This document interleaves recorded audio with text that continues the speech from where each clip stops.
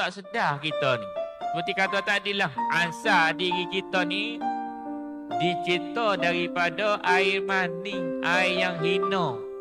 Kata ulama, kalau air mani ni jatuh dekat kain terus-terus, dia tak simpan dah, dia akan terus basuh, dia akan buai air tadi.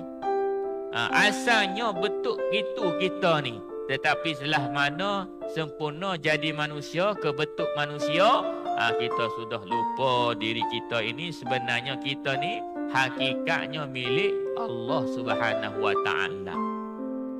Hakikat kita semua ni adalah milik Allah Taala.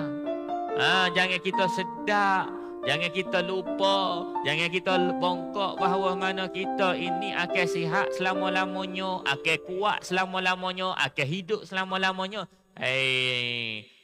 Nikmat atas dunia ni adalah nikmat sementara.